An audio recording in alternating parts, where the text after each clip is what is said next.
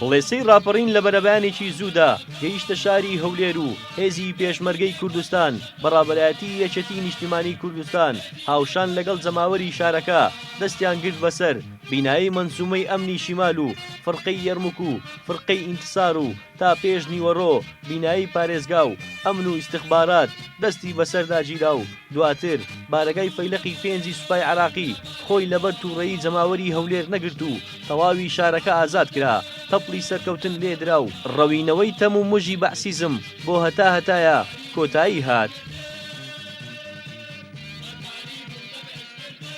هێزی پێشمەرگەی کوردستان دەوری کاریگەریان هەبوو لە ڕاپەڕینە مەزنەکە بە زائیدن ڕێخستنەکانی یەکێتی نیشتیمانی کوردستان و ئەحزابەکانی تریش بە تایبەتی هێزەکانی سرک و هەروەها هێزەکانی تری کوردستان لە هەولێر بە تایبەتی سرک و باران دەوری کاریگەریان هەبووکەوەی کێزی پێشمەرگەی کوردستان تەنسیقیان هەبوو توانیان قەناعەت بە زۆربەی زۆری ئەو چەکدارانە بکەن و هێزی چەکدار ناو شارەکان کۆ بکەنەوە بە هاوکاری هێزی پێشمەرگەی کوردستان تەواوی دام و دەستگاکانی بەعس کە چەندین ساڵ لێرە دایکوتابوو ڕای ماڵ و ڕاپەڕینەکە سەر بکەیت. ئەو کاتی یەکێتی نیشتیمانی کوردستان دەورێکی باڵای هەبوو کە زۆر لایەنی سیاسیەوە باوەڕیان بەوەی نەبوو کە ئەو ڕژەمەی سەدام حوسێن بڕۆکرد، بەڵام یەکێتی نیشتیمانی کوردستان ئیمان و باوەڕ تەواوی هەبوو گۆڕانکاری لە گۆڕپانی سیاسی عێراق ڕوئەدا. ئەوەش بوو کە لە سەرەتای دروستبوو لە سەرەتای بەهاری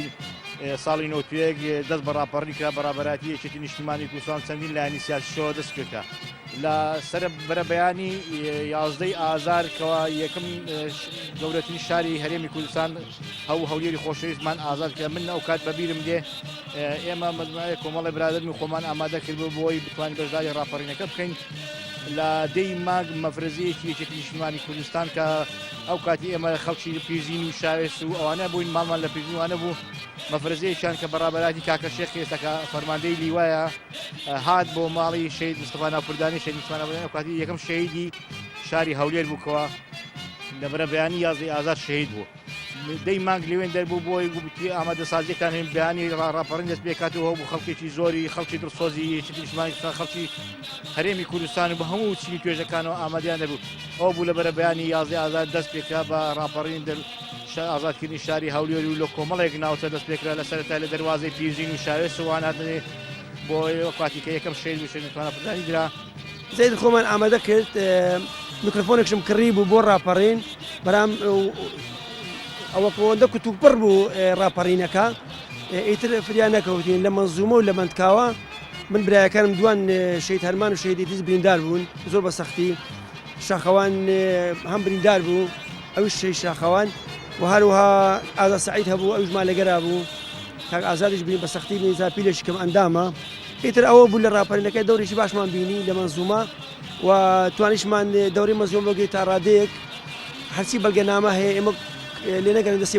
بەسرما بەسەراگەی لە ڕێگای مامۆستای فەدین ئەو کاتە.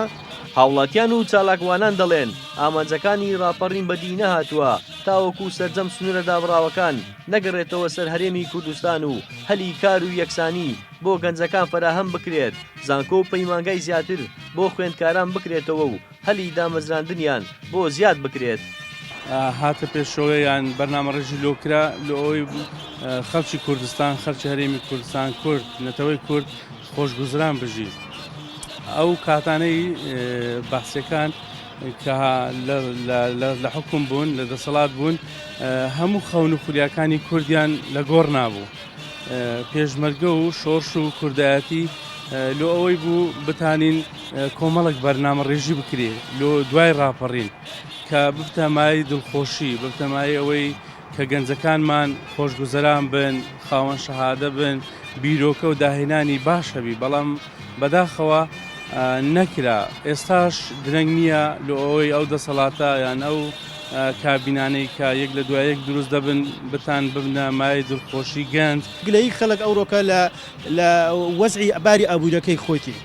ئەوەی تر دەگرێتەوە کێشەیەکی سیاسیە کە چێژە سیاسەکە لە ئاستەی بەرزدا لە ئاستی کۆمەلگای ناو خێزانەکان دانیە حزبەکان تێدا بەرپرسن ئەوە دەگرێتەوە سەر ناوچە دابراونەکان ئایا لە ڕاپەرینچیان بۆ کرا و چیان بۆ نەکرا بەڵام حالیان ئێمە سێ پارێزگامانەیە لە هەرێمەکەمە سەر بە عێراقا و ناوچە دابراونەکان شتا ئێستا لەسەر عێراق محسوبە ئەوە دەگرێتەوە سەگلەیەکەی وان ئەوان داوا بکەن ئەرێمە کەی ئەمە و بەرهەمەی ڕاپەڕین دەستە بەردەکەین و لەو ئازادی لە هەرێم دەستە بەرکرا ئێمەش بە هەمان شێوە برێن ئەمەش کوردستانینە.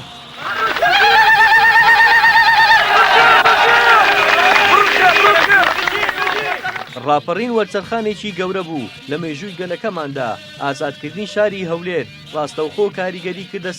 سەرکەوتنی پرۆسەی ڕاپەڕین و بەستەڵەکی دەیان ساڵەی زوڵم و تعریبی لە شارەکانی هەرێمی کوردستان تواندەوە. سەرباز محەممەد گەلی کوردستان هەولێر.